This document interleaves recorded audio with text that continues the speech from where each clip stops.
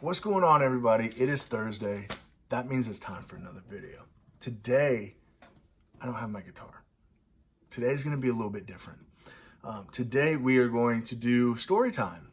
I have had quite a bit of people reach out and ask about my injury and ask about, when it happened, how it happened, stuff like that. So today, I'm going to do a blanket video that explains my injury and explains when, how, all that stuff. That way, for the people who are wondering and people who wonder but haven't asked, this is for you. So I will basically explain the injury, when, how, stuff like that. And then I will explain, how I've been using music to help with, to combat the mental issues that I'm still dealing with from the injury and the physical that I'm still dealing with from the injury, because the way that I play the guitar is completely different than any other guitar player because of the nerve damage in my right hand. So let's get into it. April 21st, 2011, I was in Afghanistan with 4-4 Cav with the 1st Infantry Division, which is out of Fort Riley, Kansas. I was Army, I was infantryman. And yeah, we were going on missions usually every other day. So we would go on a mission, the next day was like a rest day, and then we would go on another mission the next day. We were in Afghanistan for about 3 months before I got shot. And on this day, we were headed to a suspected bomb maker's hut, home to them, hut to us, because that's basically what it is. It's just mud and sticks, and yeah, that's how they make them. But we were headed to their home to basically ask questions, try to see what we could find, try to see what we could see, stuff like that, get more of a lay of the land that's out in that area.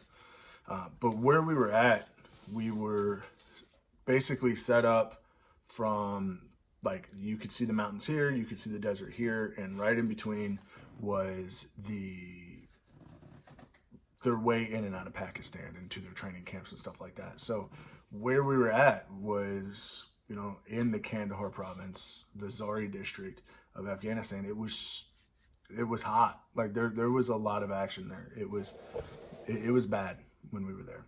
But on the fateful day that I got shot, we were on a mission. We were pretty far out from our camp, or our base, basically, is what it is. I'm gonna try not to get too technical with stuff, and because I want it to be kind of a language that everyone can understand. But I drew a diagram. So what happened basically? So here we are. So these squiggles right here, this is water. So we call them wadis, but they're kind of like a creek. Kind of like a creek with quite a bit of water in it. So we had just come from this direction and we were going that way. So we had just crossed this wadi, which is kind of like a creek, into this field, and we were kind of hanging out there. So because we were trying to figure out where we wanted to go. So we knew we had to go this direction, but did we want to go that way and go around, or did we want to come this way and go around, or did we just want to go straight for it, or did we want to go in a different direction? Because in Afghanistan, you want your movement to be as unpredictable as possible. Okay, because of the fact that if someone can predict your movement, then they can set up an ambush for you. And ambushes are not fun. Trust me. That's what we're about to get into. So we're sitting here, we're kind of hanging out, and the whole time that we're hanging out, there's this old guy, and he's kind of just walking around his little hut here. This is a hut. These are like grape rows, and then these are like poppy fields that are all over the place. This spot right here is like a little, it's about the size of a sidewalk, but they drive like vans down this. Like it's crazy. So there's like a little pathway right here. There's a little pathway over here on this side. And then these are poppy fields right here. And then these are like grape rows right here. Like kind of like what you would see at a vineyard, except the rows here aren't made out of like wood and an artificial, like it's mud and sticks and stuff, so that's solid. You have to jump over it in order to, navigate through these. So we're hanging out here, and the whole time this old guy, he's kind of, walking around, being real suspicious. They're kind of like just trying to, people don't really, in Afghanistan, everyone watches you. Everyone watches you. Everyone is suspicious as hell. Everyone watches you. They want to know what you're doing, why you're doing, what you're doing in that area, blah, blah, blah. So he kind of just looked like that random suspicious person that you get it on every time you go out the wire. Like, they're always watching you. So he's walking around, and I'm watching him, like, walking around. So we're hanging out here. So we finally decide where we're going to go. We finally figure it out. So because I'm in the front, because I'm leading with the Valen, which is a metal detector that the military uses to detect the IEDs and stuff like that. So I was the Valen operator. So because I'm in front, I'm like, hey, what we're going to do is we're going to come down and we're just going to walk straight through this area right here. There's a big wall here, and then there's a grape row here. So we can walk right through here and come out into this little walkway or drivable way. I don't really know what they consider that, because it really looks like a sidewalk, but they drive like huge vans through it. The people in Afghanistan are either the craziest drivers I've ever seen in my entire life, or the most amazing drivers I've ever seen in my entire life.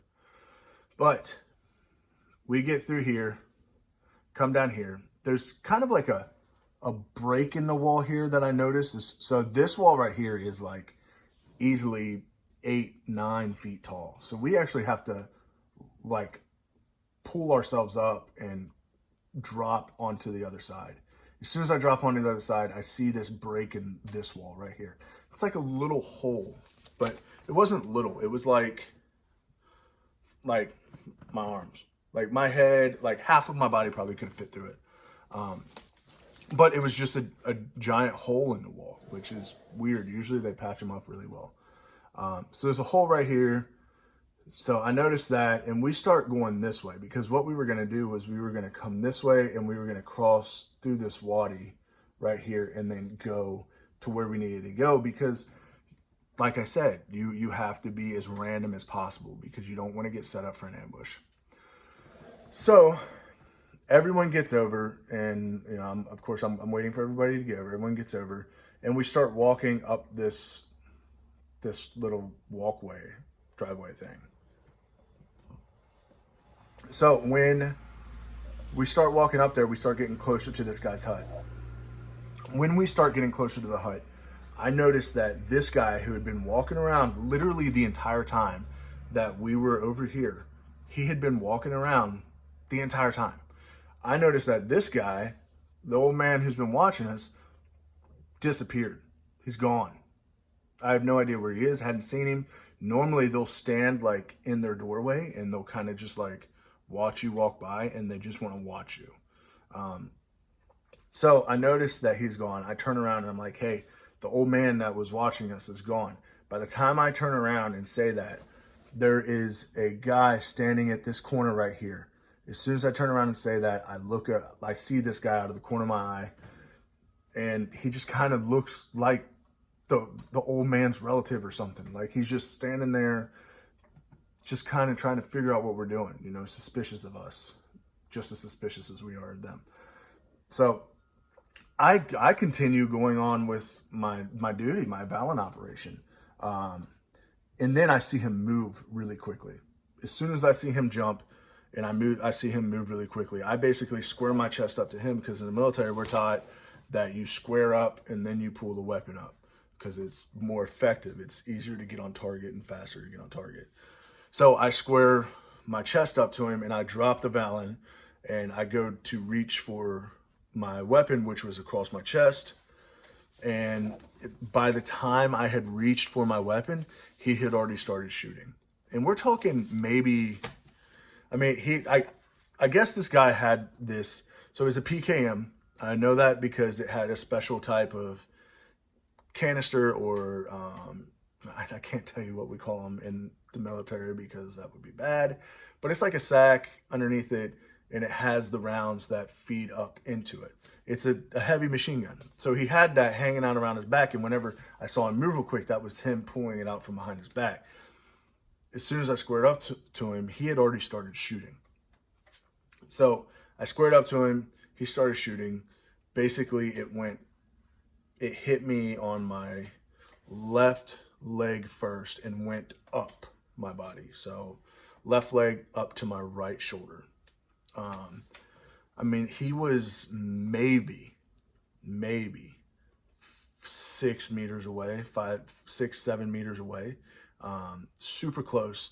I mean, you're looking at 10, 15 feet away. He's super close to me. He was way too close to miss, so he got lucky. He ended up hitting me once in the thigh, four times in the hip, and 5 times in the shoulder, and completely blew out my armpit. I have a little bit of scar and stuff like that. I'm not going to show you my scars because that just gets too much into it, and that's just really personal. Yeah, so 10 times total. Luckily, when I got shot in the leg, it started pushing me forward. So when I got hit in the top half, so what happened was he hit me in the leg and I kind of started falling forward, and then he hit me in the shoulder and I started coming back this way again. So because I was already at this level, everything that went into my shoulder came out of my back. So all 5 rounds that went into my shoulder came out of my back in the same spot. So I got lucky in that sense. Every single one of the bullets that hit me were through and through. I'm missing a giant chunk out of my left hip. Like I said, I have one through and through bullet hole on my leg that you can see. I have the issues here. The shoulder's been rebuilt basically. Yeah, I mean, it was a rough day. So once I got hit, after I got shot, what had happened? So this guy wasn't supposed to be there.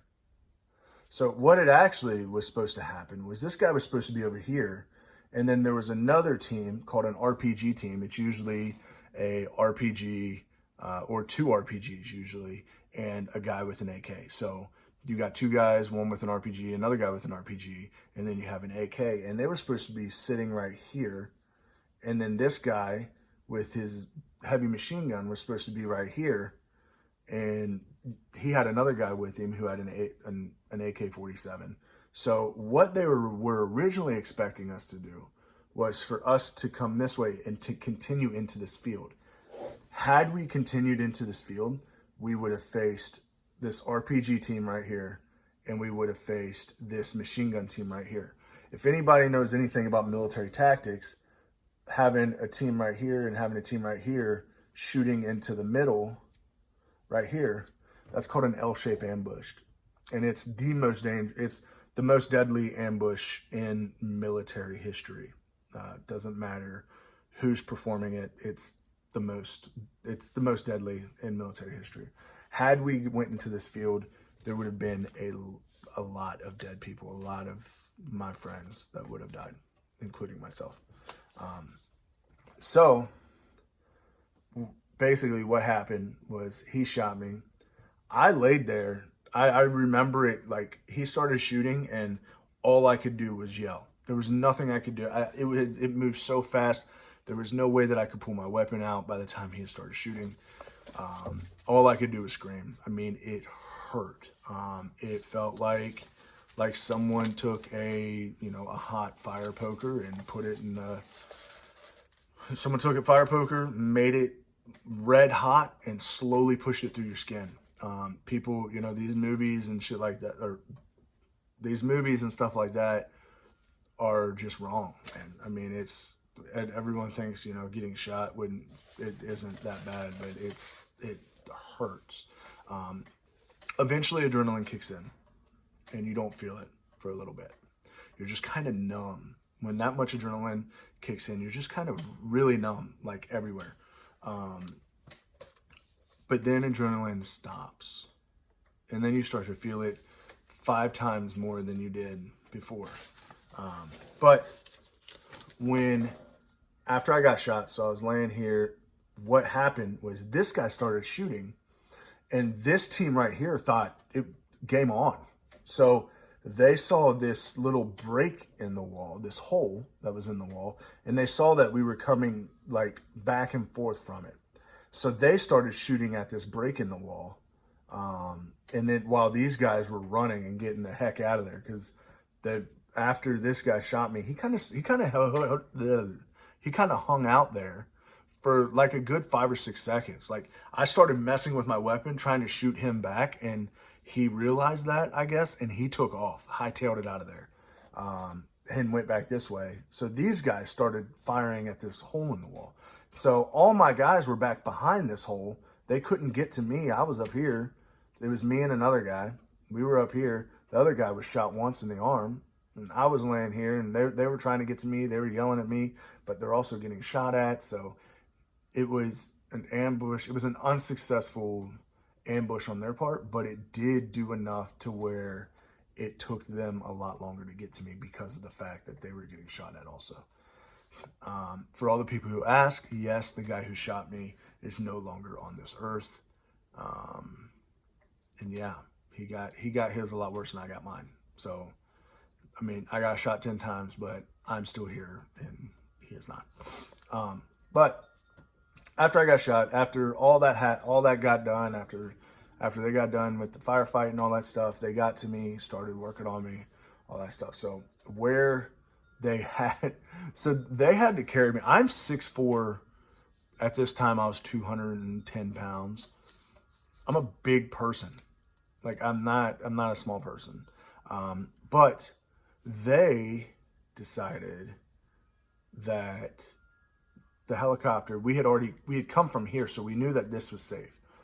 So they basically went back and had a helicopter land here, and they carried me all the way back through the water and everything, all the way back there. So I got to give it to them, man, because I'm a big dude. There was a couple times when I thought I was going to slide out, but I'm a big dude, and honestly, had it not been for those guys, like, there's no way I'd be on this earth. Yeah, I lost a lot of blood. So everyone's heard that, when you lose so much blood, blah, blah, that there's, parts of your body start to shut down, right? Because it's trying to conserve your heart. Well, that happened. My eyes shut down. I could not see anything at all. And yeah, it was crazy. My eyes shut down because my body was trying to keep all the blood near my heart to keep it going and functioning. Certain parts of my brain shut down, according to the doctors, stuff like that. But yeah, it was a rough day. So there's a lot to that. I got shot a lot, 10 times. So 5 times in the shoulder. So I actually got hit in the brachial plexus, which is kind of like it's kind of like the nerve cluster. So think of it as like a hand, right? That comes up right here. And these are nerves, right? So this nerve goes down in the arm. This nerve goes down in the arm. This nerve goes into the back. This nerve goes into the back. And this one goes like up into your neck, into your brain, stuff like that. So there's a bunch of nerves that connect and go into different places. My neck, my head, my chest, my arm, stuff like that. That area was where I got shot. So it affected mainly my right arm and my right hand. Right now, I have this. This is me straightening my fingers. I cannot straighten my fingers fully.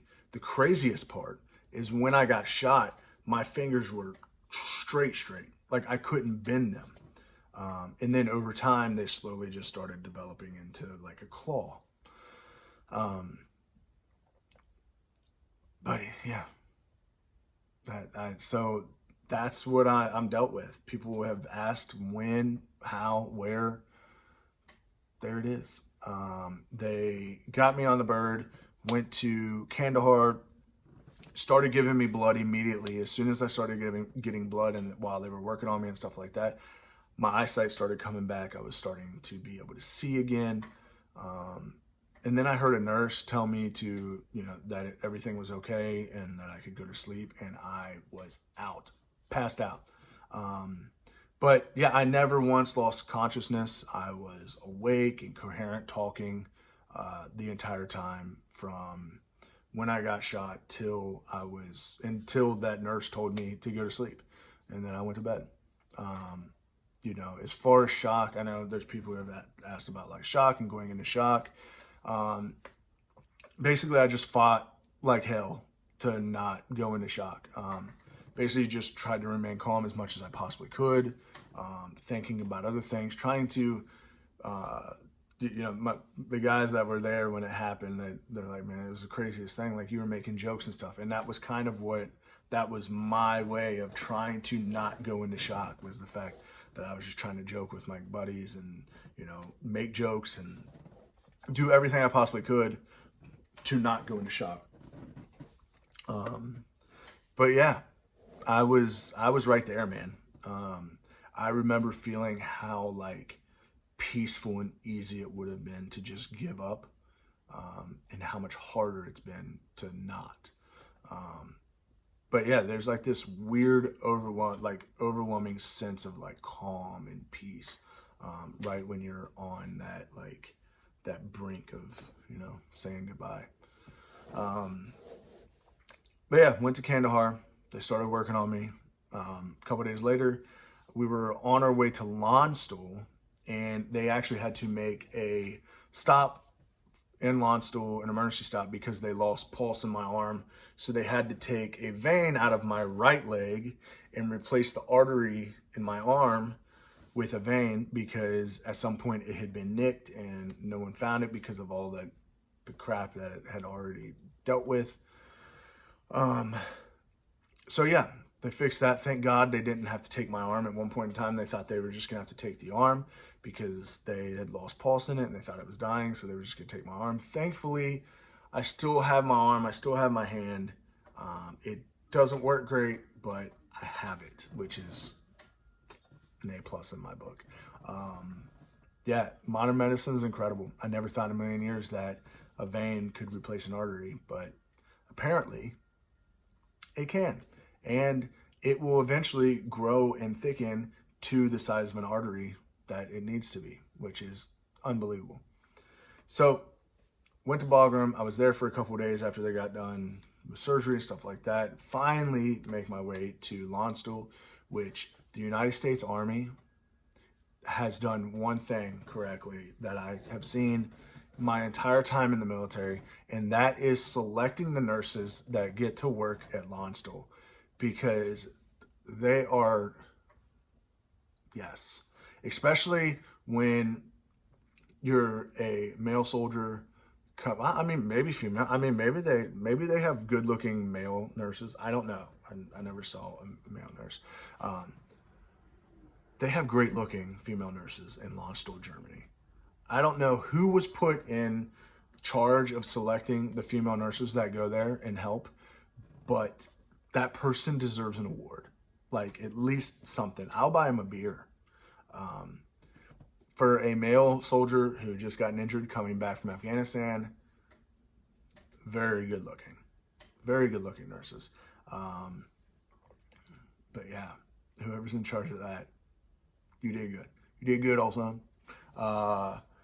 But finally get from Landstuhl into Walter Reed in DC.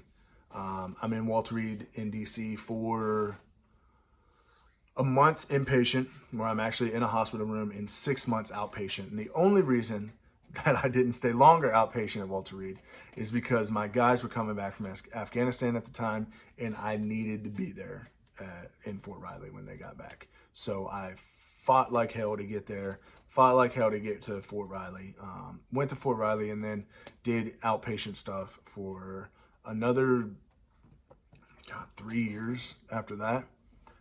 and then finally medically retired. I tried so hard to go back into the military and back into a line unit. I really wanted to do that, but it just, with my injury, it just wasn't going to happen. I really wanted to. I was dead set on the fact that I was going to. Even after I got injured in Afghanistan, I was still dead set on the fact that they were going to patch me up and I was going to be fine. I was going to go back to be with my guys. It's weird because if you ask anybody that knows me, they would tell you that I would go back in a heartbeat, probably without even really thinking about it. It was, Afghanistan's easy. It's super easy. It's the Wild West, man. You just go on missions and don't die. It's super easy. It's a lot easier than it is over here in the States, where all the responsibilities and stuff like that. There's a lot less responsibilities when you're deployed. Plus the camaraderie, man. The people that you're around, like, it's just incredible. But yeah, that's my story. And then, went to Fort Riley, got medically retired, moved to Tennessee, and here we are, Tennessee. Honestly, I didn't pick up music until later. I shoot archery within the U.S. Paralympic program.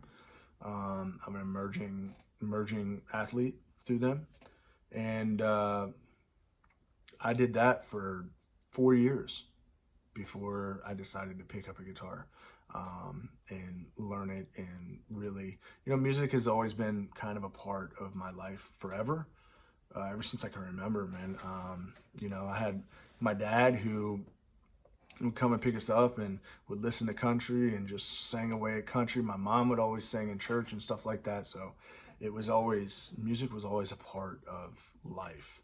I always enjoyed singing, always loved singing. But yeah, actually, I didn't start learning to play the guitar until COVID happened. And then it was like, you know what, that thing's been sitting there for a while. I bet you I could learn how to play that. And I just started watching YouTube tutorials and started playing. So if anyone thinks that they can't learn how to play the guitar, well, guess what? You can. If I can learn with a disability, you can learn without one. It's a lot easier than people make it out to be, to play a guitar. Especially now, like there's tips and tricks that you can do, stuff like that. It's super simple. But yeah, as far as, music and my injury and stuff like that, music for me has always kind of been an escape. There's just something about songs that help you escape situations and things like that. Writing songs is even more so.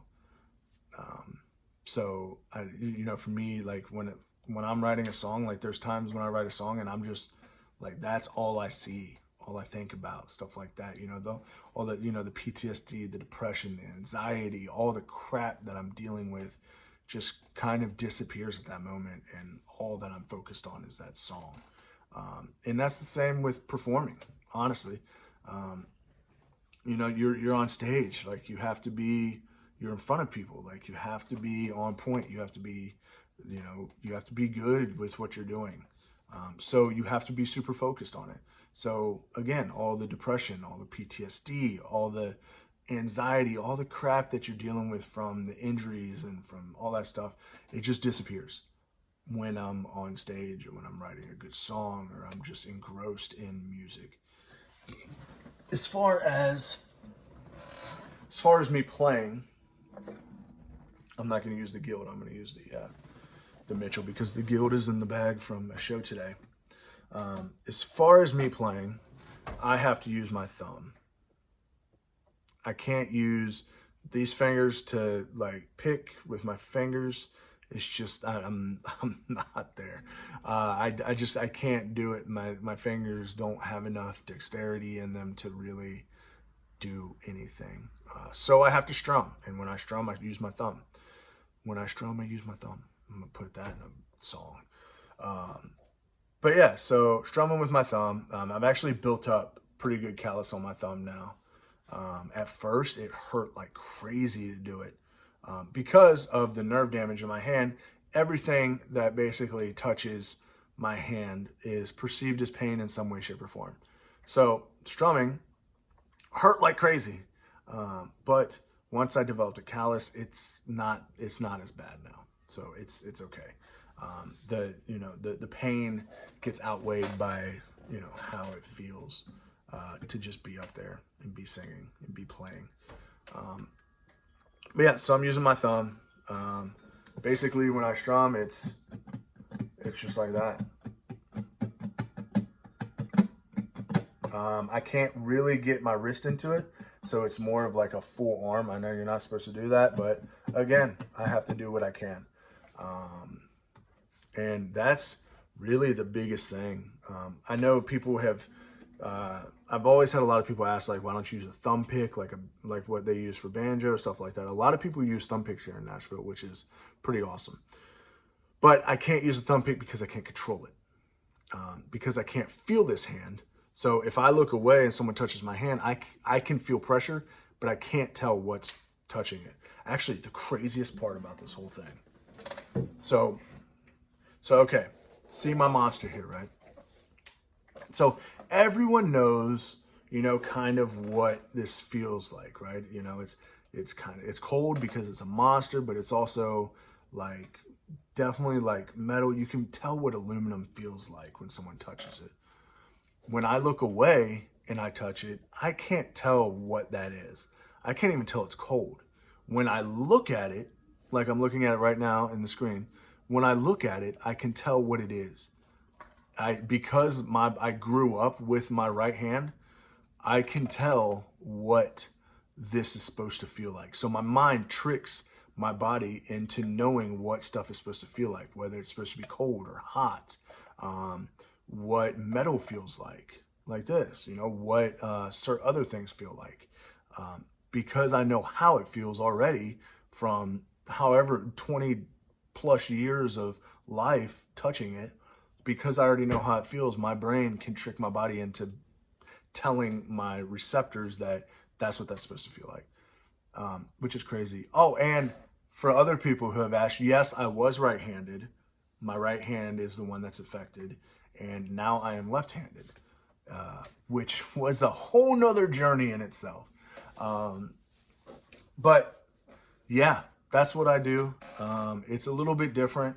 I usually, like, you can always tell when there's like people who play guitar and stuff. I've actually had people come up and ask why I play the guitar the way I do, and then I have to explain everything. So at some shows, especially writers rounds, because there's a lot of songwriters, a lot of guitar players, I, explain, like you're going to see me play differently. Like, don't worry about it. Like, this is what I do. This is my normal, because I was shot in Afghanistan. I have nerve damage, and this is what I have to do. But yeah, that's my story, and that's what it is. If you have any questions, anything, please feel free to, comment or, shoot me a DM and ask. I have no issue whatsoever answering anything, any question, in anything at all. I've talked about this, my injury and stuff like that. I've talked about it a lot. Music, I talk about it a lot also. So yeah, again, if you have any questions, anything like that, please do not hesitate to message me or even just comment, and I will probably respond and answer. But yeah, this has been a lot longer than I thought it was going to be, but it's been good. So this is it. Thank you all for watching. It's been 34 minutes, and whoever's still in here watching this, you're awesome. I appreciate everyone who's had my back, everyone who supported me. You guys are incredible, and you guys are the real rock stars. But yeah, thank you all so much.